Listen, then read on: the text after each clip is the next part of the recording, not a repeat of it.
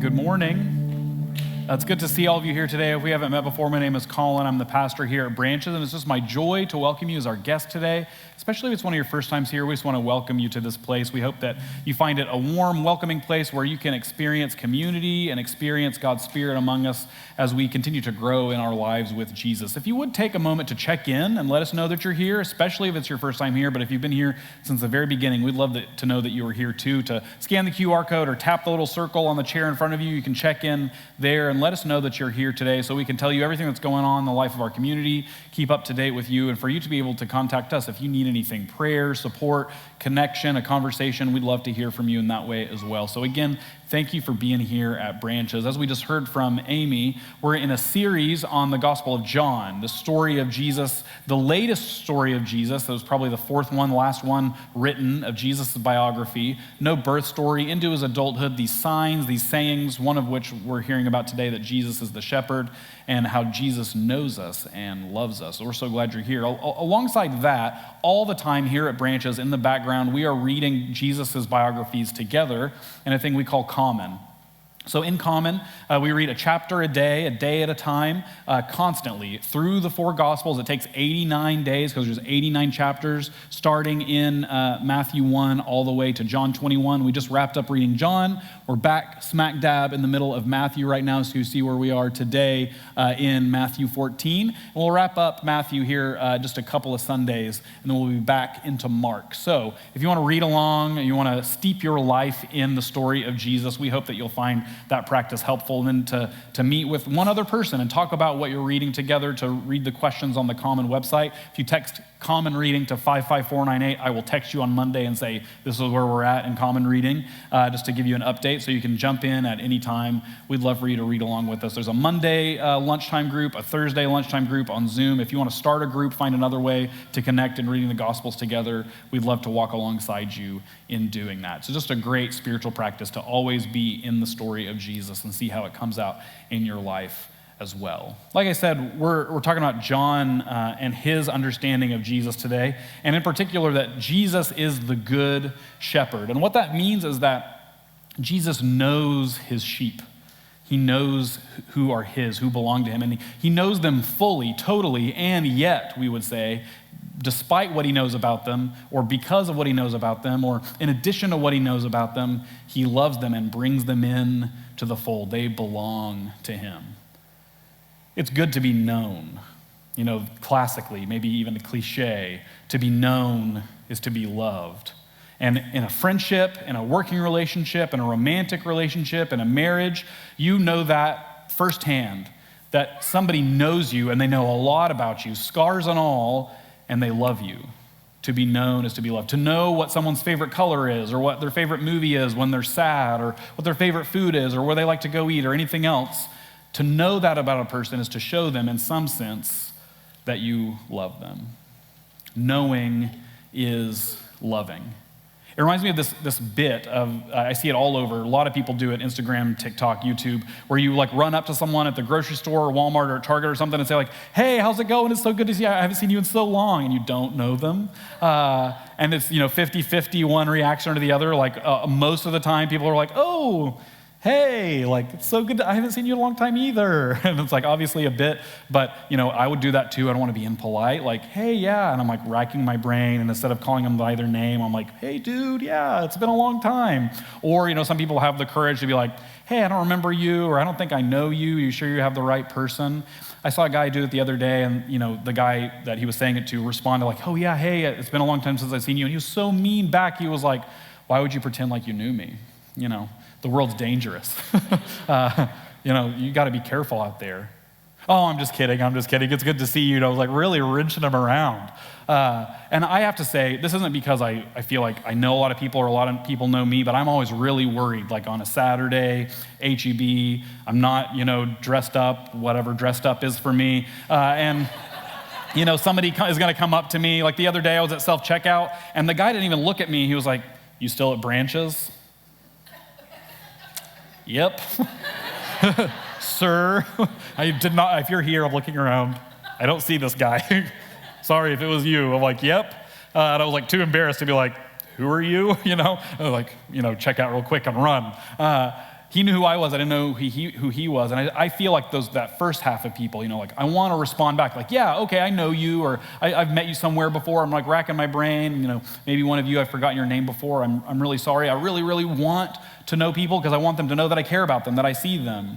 Somebody sees you and they know you and they call you out, they acknowledge you. You know, at least in some capacity, that you are loved, cared for, seen by them. Again, to know somebody is to love them. Yesterday, I did 2 weddings. I officiated 2 weddings. I co-officiated one, officiated another. Great way to spend a Saturday. Honestly, I don't say that facetiously because it's like the joy and the celebration. Like I got married 10 years ago, and so I remember that anticipation, and like it's finally here, and it goes so quick, and all my loved ones are here, and this group of people is never going to be together again. Just that feeling, and I get to kind of witness that again.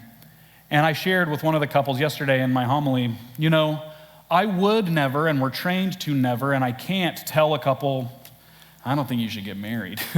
I never would.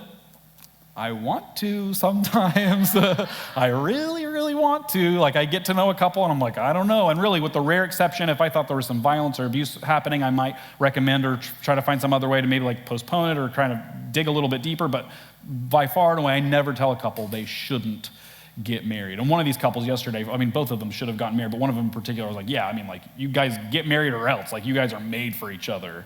Because I can tell that they really know each other. And they know each other because they've been through so much together and they've shared so much of their lives together. You know somebody and you let them in. There's a risk, there's a vulnerability like, hey, I'm going to let you into this part of my life and there are some things that are not great. I always tell couples too, like marriage magnifies. Friendship magnifies. Being close to someone magnifies your good and your bad qualities. Like they don't go away, they just get bigger. And so you take this courageous step of like, yeah, I'm gonna let you into all the good things, all the things you love about me, and also you're gonna see my scars or my bad habits or the things that annoy you. You're gonna know them even more. That's the beauty of human relationship, is you have to take a risk to say, I wanna let you in. And you're going to let me in, and we're going to share our lives together in friendship or romantically or whatever else. To know someone is to love someone. And that's what Jesus is talking about today of himself, is this knowledge that he shares with the Father, with God, and with those he loves, his disciples, including you. In some sense, Jesus is saying of himself, I know you, and God knows me, the Father knows me. And that knowledge is a key part, is maybe the central part of our loving relationship together. Jesus knows and loves his own. You belong to me. That's not Taylor Swift, that's Jesus. You belong to me, we belong to each other. This teaching of Jesus, where he shares that he's the gate, he's the entrance to the sheepfold, that he is himself the shepherd, mixing his metaphors again, comes after a really poignant story that I think gives definition to this teaching. That Jesus, as one of his signs, has just healed this man who's been blind since birth. He heals him and the man can see now, and he goes and shares with his community and shares with those around him that he can now see. But when Jesus healed them, his disciples and those watching asked, what did he do to make himself blind? Like, did he sin? Did his parents sin? Did someone around him sin? Like, what made him blind? And without getting too deep in the weeds, Jesus denies all of those explanations and then points back to the fact that he gave this man sight. And then we follow this man in his post-healing experience, sharing like, I don't really know who it was. I think it was Jesus. And Jesus then gets charged with doing something blasphemous. He's kind of claiming God's power, and then they actually reject and exclude this guy. So one, they verbally exclude him, like, he must have done something wrong, or his parents or his family must have done something wrong for him to be born blind. And I was going around and like telling about this healing or whatever, like now he's in a good state or whatever, like get away from us. They exclude him. Who sinned? Whose is he? The people around him want to know. Who does he belong to?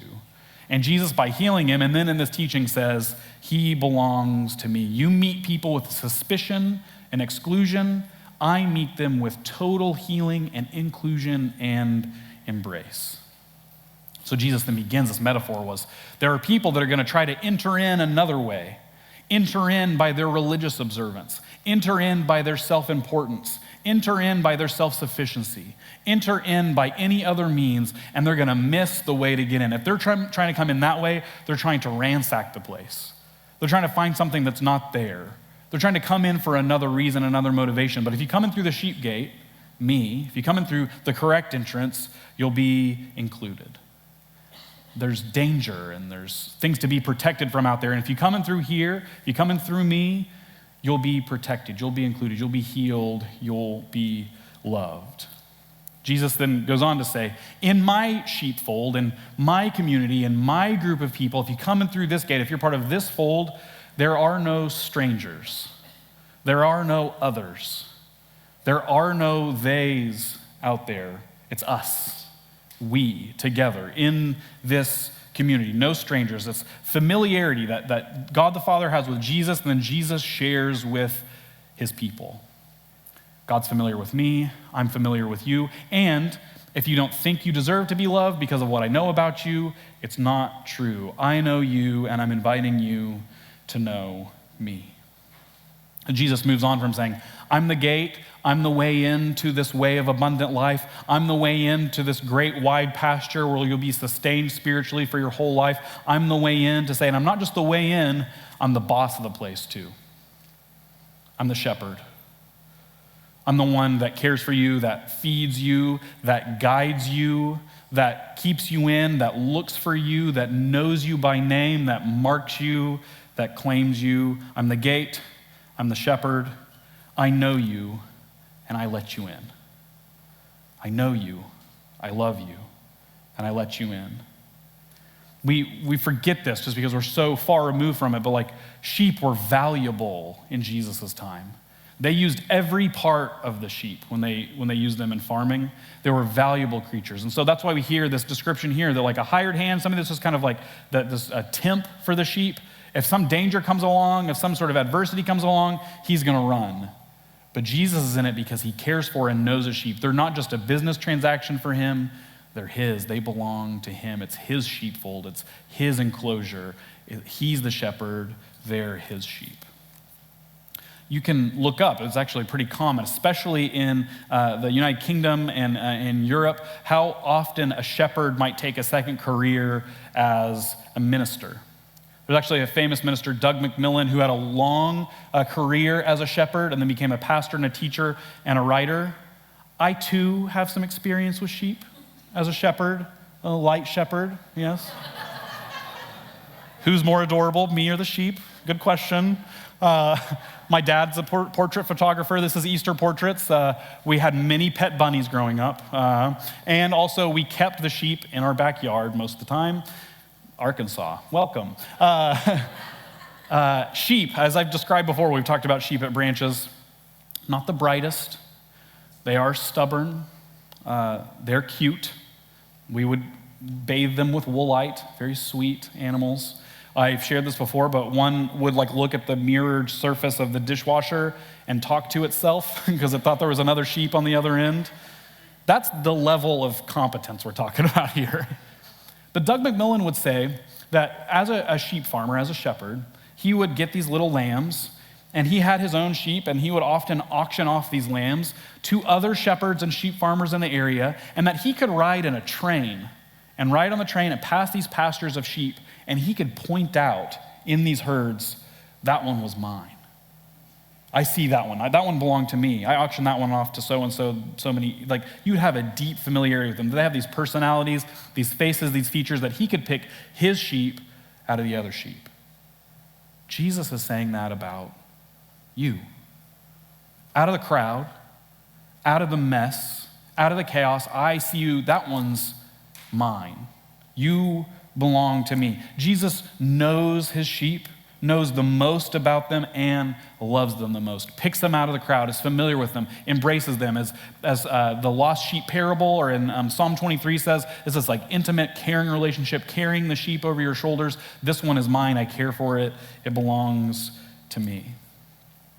But in the background of this hearing, just this simple truth that maybe you've heard a pastor, preacher, podcast say before, to be known by Jesus, to be loved by Jesus, there's always this sinking feeling or this kind of prodding feeling in the back of your mind like, yeah, but if he really knew me, if he really knew this thing about me, if he fully knew me, he wouldn't really love me. Or of your spouse, or of your friends, or of your coworkers, like, yeah, they get along with me now, and we have a pal relationship now, but if they really knew me, if they fully knew me, if they knew this thing I thought, if they knew the thoughts that I had, if they saw my group text with my friends or whatever, if they really knew me, they wouldn't really love me. Jesus says, no, I know you.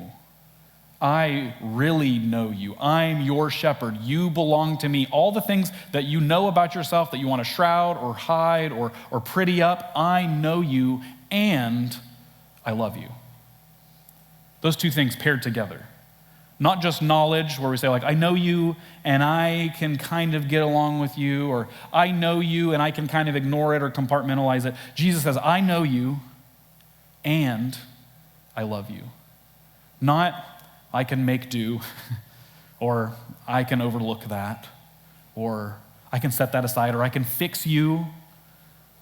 But I know you fully, top to bottom, fully, everything about you, and I know you. Another thing Doug McMillan talks about is like you start to get to know your sheep, and you know the dumb things they do. That they run a certain direction, they get stuck in the same ditch, they get stuck in the same part of the fence, they eat the wrong thing, they do that or whatever. They do it so much that you know not only that they're going to do it back then, but they're going to do it again.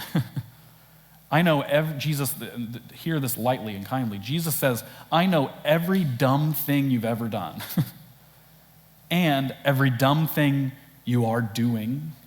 And we are creatures of habit, like sheep, every dumb thing you're going to do. And I love you. You're mine. You belong to me. And what's helpful us to hear on the other side of that is he's not just saying it to you. He's saying it to the person that you can't think can be loved. Or you're thinking about the person who you're having a hard time with presently, or your coworker, or your neighbor, or your spouse, or your child, or your parent. Jesus is saying that to them too. If you think you know the dumb things they do, Jesus knows them even more. And he loves them.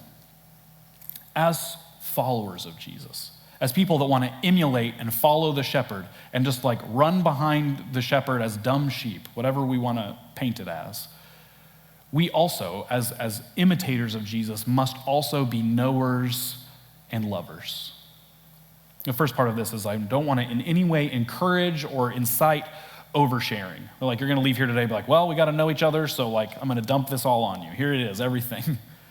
But in knowing mutual common relationship, we know each other and we love each other. We, of course, have heard people say like, we will know they are Christians by their love. And the most important facet, or at least one of the most important facets, maybe even the spoke of the whole thing, the center of the whole thing, is that we love people and we know them. There's this kind of classic thing. It's like, you know, so-and-so lived such a horrible life, and then they became a Christian later in their life, and like, isn't that unfair? That like Jesus loved them and cared for them, and like I've been a Christian this whole time, I've been a good holy person, whatever else, and like, isn't it unfair? Like, ooh, you know that thing about their past, you know that thing about them, and you still let them come to your church, you still love them, you still want to know them, you still want to befriend them. The formation in Jesus teaches us like, yeah, because Jesus knows me and loves me too. And we happen to know this thing about them, and Jesus knows them and loves them too, and says, the way that you come in, the way that you're included is not by like shedding all of the stuff you don't like about yourself or asking other people to shed all the things you don't like about them in order to come in. Jesus says, come in, you're mine, I see you, I know you, I love you. And the way other people experience and know Jesus is for us to do that too. Say like, hey, thank you for sharing that with me about your life. You belong. That thing that you're really carrying around is like the most shameful part of your life that you think like you're self-excluding. Like I would show up, I would follow Jesus, I would be part of the community, but they're going to let me in. Like they don't want me to be a part of that. It's for you to say like, God, if only you knew. Jesus knows. and he loves you. So whatever that is for you right now, maybe as we've been talking about this morning, you've been thinking like, yeah, there's this part of my life that my friends don't know. Or there's this thing I've been carrying around that I've been trying to like set aside because I think it prevents me from being seen and known and loved by Jesus. The good news is that he's the shepherd and he already sees it and he already knows it, and not in spite of it and not set off to the side of it, Jesus loves you. I think it's the most basic Sunday school thing we could say, but it's also the most profound, life-changing, powerful thing too, because it changes us to be able to receive and see anybody and anything and say, your shepherd, my shepherd, loves you. The gate's open. The sheepfold is yours. Jesus knows you, sees you, can recognize you in the crowd and the chaos and says, hey, that one's mine. And thanks be to God for that. Let's pray. Jesus, even when we think you can't see us, you see us. All of us, top to bottom, inside and out. And you love us. We cannot hide anything from you. And because we cannot hide anything from you, we can know for sure that you see it all and you love us all. Help us share that message with who we are and how we behave and how we include and embrace and love others. That as your sheep, we can tell others about our shepherd. We can tell others about the refuge and comfort we find in you, and that we know you and you know us. Help us know you more. We want to see more of you, more of your face, more of your kindness, more in your love that changes us, that shapes us into people of love for the world. We ask all this in Jesus' name. Amen.